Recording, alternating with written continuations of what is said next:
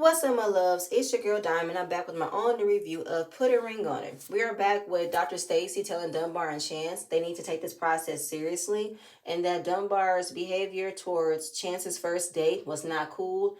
And moving forward, you should treat other people the way you want to be treated. In the confessional, Dunbar and Chance are saying that Dr. Stacy missed the point of why Dunbar acted the way that he did. He said he wasn't coming off as a controlling father. He was coming off as a man who wanted to make sure that the man that's taking his girlfriend out on a date is being respectful. That did not come across on my screen. It came across as a controlling father, vetting if this guy could be worthy of his daughter. And Chance did not make it no better when she said that she likes the daddy energy that he gives, and I ain't got no problem with it, blah, blah, blah. And I'm just like, then why are you here? If that wasn't a red flag, that wasn't a concern of how he would treat another man, then you shouldn't be on this show. Because what is it that you want him to fix, or I don't even know what like, why are y'all here if you want to reach that point of you guys want to get married? That's something that needs to be rectified. That's not a problem. Fine. She don't see that's a problem. Why should we? Right? Joya, her first date with Kevin, it was good. He was a lot of energy, but there was no boundaries set on that date. But she still wanted to respect the process, but also respect the fact that she is in a relationship. So she felt the need to inform Joshua that she did wipe his mouth off with a napkin, and he didn't take nothing of it. He didn't find it to be a problem because he knows that this process will test you. It could be a test of your ego, but he's not gonna let it affect him. So Dr. Stacy gives them credit for letting the process be for what it is and still let things flow. Catherine.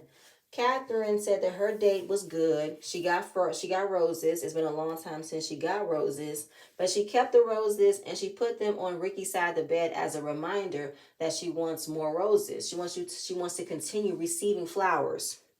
The fact that you have to put it on his side of the bed as a reminder, as if you're not saying it is not enough, you want him to literally see. This man brought me flowers for no reason. No, not for no reason. His man know he was going on a date with me and he wanted to make me feel special, so he bought me flowers. I suggest you take notes. But Ricky, his whole mindset is that he pays for everything, so he forgot the little things it takes to make a woman feel happy and make a woman feel special. I mean, y'all been friends for 10 years, but y'all been in a relationship setting for the last 2, and he completely forgot how to woo a woman. He is lost in the romance department. And she wants him to be more intentional, keep the spark going.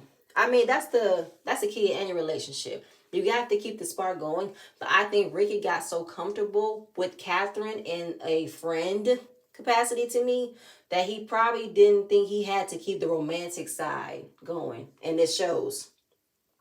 Because Catherine was smiling from ear to ear talking about her date with Mark. Mark, his name. And he was a cool person. They have a whole bunch in common. He's a good listener and that he was emotionally available. I guess that means that Ricky is not emotionally available. He's not a good listener.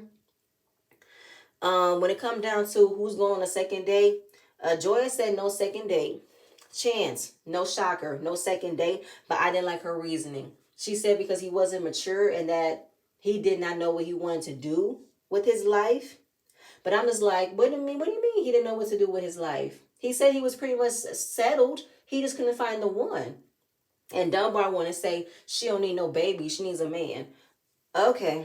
Because Dunbar, you're not and nowhere near a man. You are a child. That's where you are. Catherine, no second date. And it was a shot to me and to Dr. Stacy that she didn't want a second date with Mark. I thought he was cool. But her reasoning was that Ricky and Mark have too much in common. They both are recently divorced. They both have children. So she felt like she would inherit the same problems with being with a man who's been divorced and being a bonus mom to his children. I don't get it because we don't know that much about Ricky's dynamic with his marriage. Dr. Stacy tells her, I want you to stay in the present. Don't bring up other stuff from other people because you're talking about 2 different people. You're talking about 2 different scenarios. Yes, did Mark and Ricky get married, get divorced, and they both share children? Yes, but that's not the same thing. The dynamics of how Ricky has moved on or has divorced from his ex-wife and is now co-parenting with with her about their children is way different than how Mark is co-parenting with the mother of his children. You know what I'm saying? They're both totally different stories. We don't know Mark's life. We're just getting to know Ricky's life. You can't base the two as your reasoning for not moving forward. But maybe it's the first date. We cannot just, get off of the first person they see. They need to probably bring more people in to see different similarities, different personalities. Maybe. Who knows, right? So, it's the men's turn. They're now going on dates. It's vice versa. The women are not happy about seeing their men going on dates, but that's the process. And here we go. Now, when it came down to Joya talking about wiping a crumb off of a single man, it's the same thing that's going to be applied to Joshua, that he should not act that way when he's not a single man. And Dr. Stacy said, hold up now. I got on Dunbar trying to control the situation of what happens on the date. And now I'm going to have to tell you too, Joya. And I said, yep, do it. You can't do that. You can't control how the date goes, because that's not what happened. If he's giving you no boundaries and you respect that you are a taken woman, but you acted in a different way, expect that from him too. Because that's why I said in my last video, Joya can't tell Joshua that he cannot kiss a woman's hand. He can't do this and that. If the chemistry is there and he wants to be a gentleman, he could. But when I say he's not single, well, you were not single when you decided to receive a kiss on your hand from a single man, and you're not being single, you wipe crumb off another man's face. Can't have it be okay for you and not it be okay for him. Not gonna work. So Joshua and Joya, he's getting ready for his date. He can't imagine being with anyone else besides her, but Joya wants to get married. Joya wants to have more children. He's not ready. He wants more time. He said his life is about balance and everything has to make sense. So he feels that the life that he has right now with Joya is making sense. I don't want to add nothing else if I'm not ready for it. But throughout this process, there will be no boundaries. She is not setting any boundaries for him just because he trusted her to not have any boundaries on her date. So we meet his date. Her name is Celine. She is 30 years old. She's always ready to work with someone who's not always talking about work and always talking about marriage and children. She is going with the flow.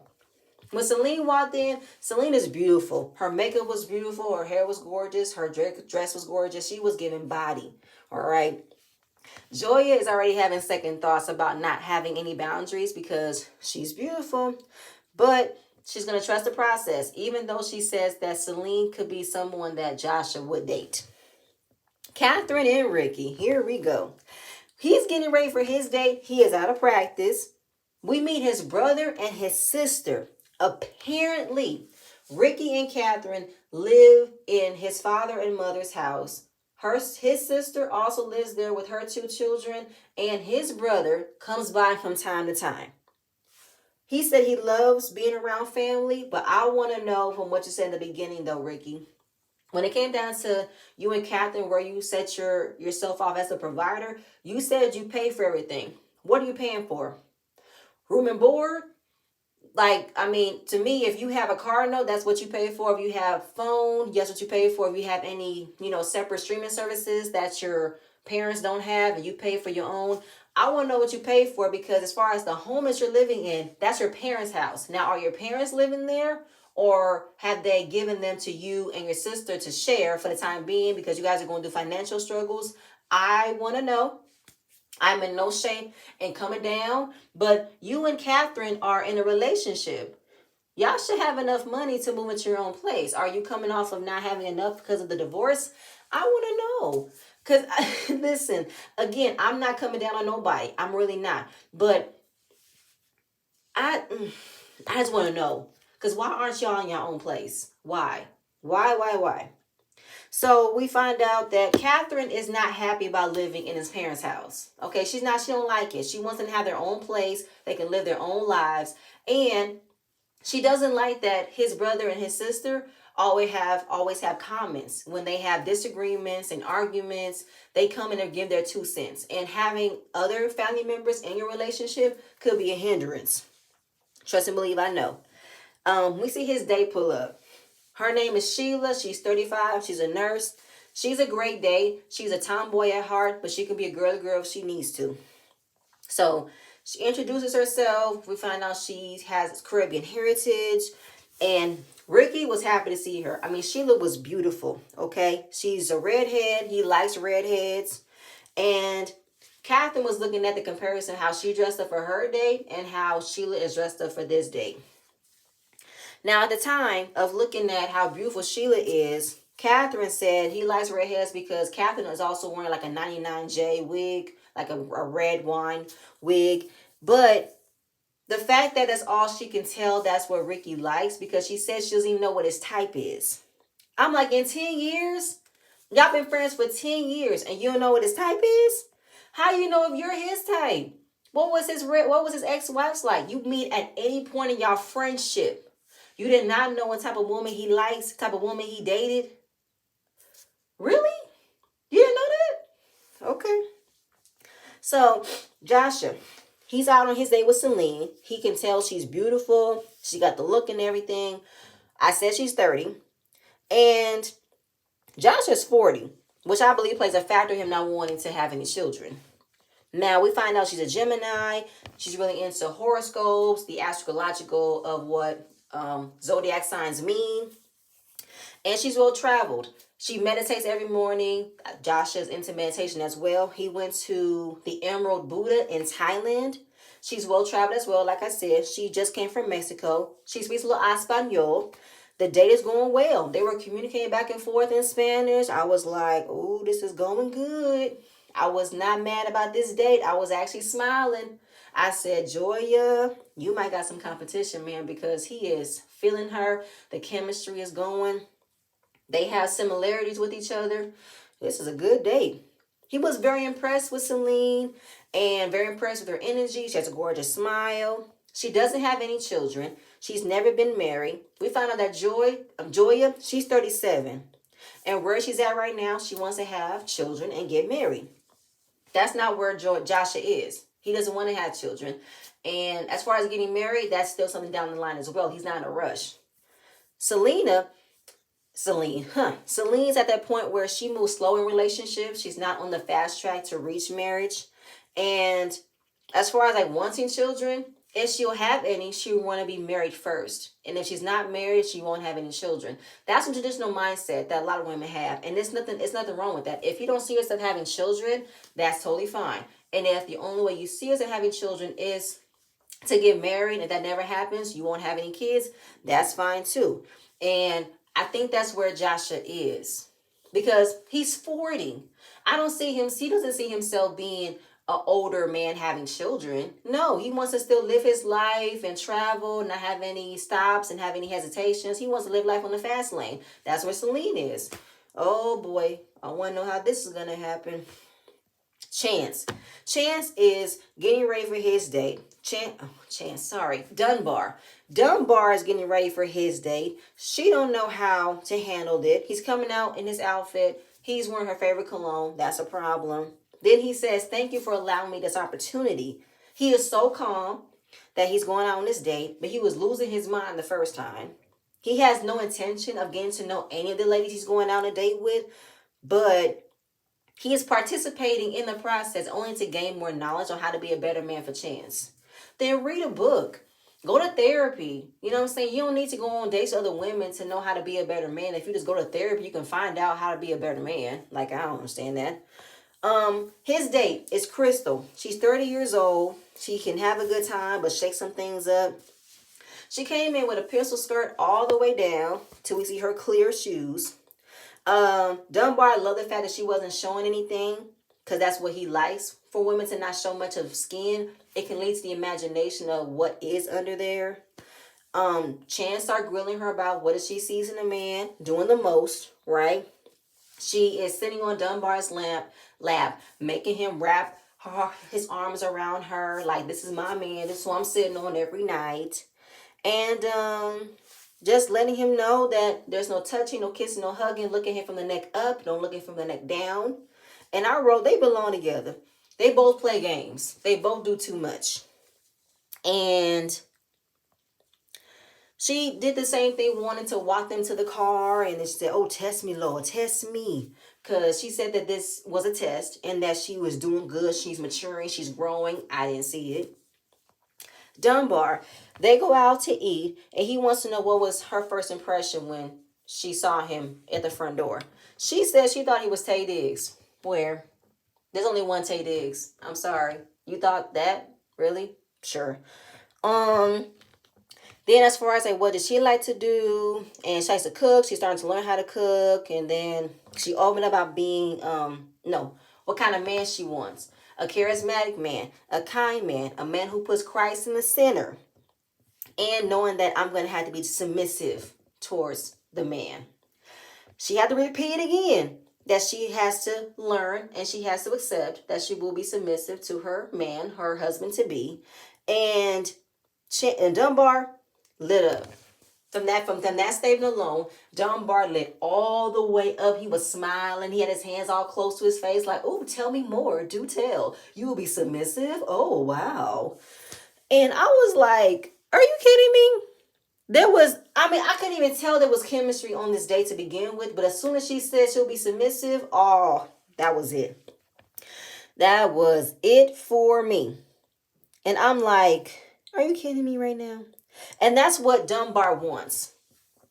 The fact that Dunbar is on a date with a woman who automatically knows where her place is, that she has to allow the man to be a man, and that's what he wants. He doesn't want a woman who's independent. He doesn't want a woman who has a dominant personality. He wants to be the main man that says everything, controls everything, makes choice of everything, and you're supposed to just say, "Okay, cool, yes, master," you know what I'm saying, whatever you like, you know what I'm saying? Right? He doesn't have to force you to change your mind about things, force how you would think about things, force how you would do things. You know what I'm saying? Like, he was really putting it on thick about, what he wants in a woman. And she's a preacher. She teaches the youth. He is very, what's the word I can't find? He's very into his ministry. And excuse me. And he says that this was the most exciting date he's ever been on. The fact that all he got out that date was she was submissive. That made everything okay. I don't need to know what she likes. I don't need to know what she likes to do for fun. I don't need to know if she has a job. I don't need to know nothing. All I need to know is she was submissive. That's all I got.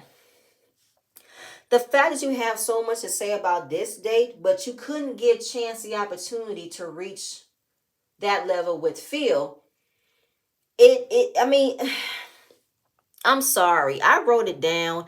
I think it was towards the end though, but the fact that he was so happy and so gleefully, ecstatic that he got on to be on this date with this girl. The fact that she's 30 years old is a problem for me because it's another woman that he don't have to do too much to groom her, to train her into doing what he wants. She already knows. And that's it, cool. I ain't gotta put in work in to change her mind. She'll just do it without me telling her. I don't like that at all. At all, at all. Ricky goes on his date. She talks about how she's adventurous. She loves to do fun stuff. She's a tomboy at heart. She loves sports. She doesn't have any children. And she doesn't have a problem dating with men with children. Now, when it comes down to the situation of said child in the relationship, she wants to know how the mother takes a place. So I'm saying I don't have a problem dating with men with children. It's the mother of the child that I have a problem with, or I could potentially have an issue with if I don't know the dynamics of the relationship. And that's how Catherine is. Catherine is probably not in a good place with Ricky's ex-wife because she is the mother of his child and she's a bonus mom, but there's some issues going on. So he talks about his ex-wife working in the entertainment industry and that she tends to work late and doesn't have anybody to watch their son, right? So I don't know if it's often or sometimes or every night when his ex-wife has to go for work late, Ricky would sometimes go to her house and spends the night on the couch at her house so she doesn't have to call a babysitter. What's her name? Sheila.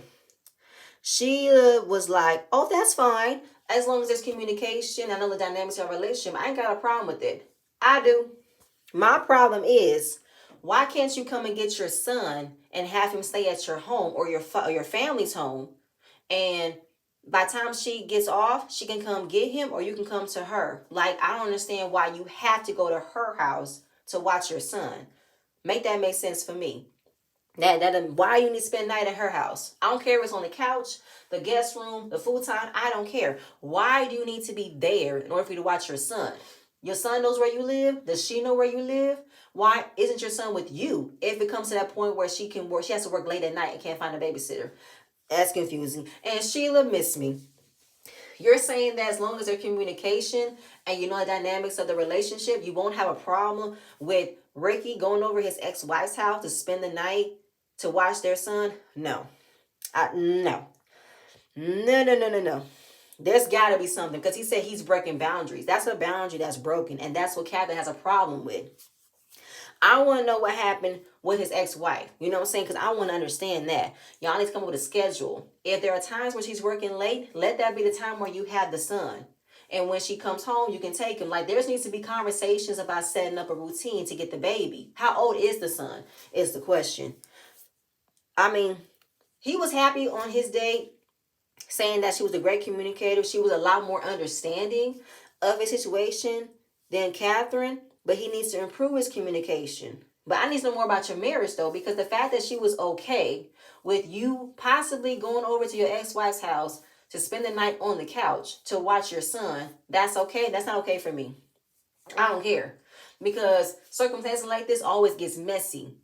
I want to know everything. And that's the main question I'm asking. Why do you need to go over there if you have a place to live?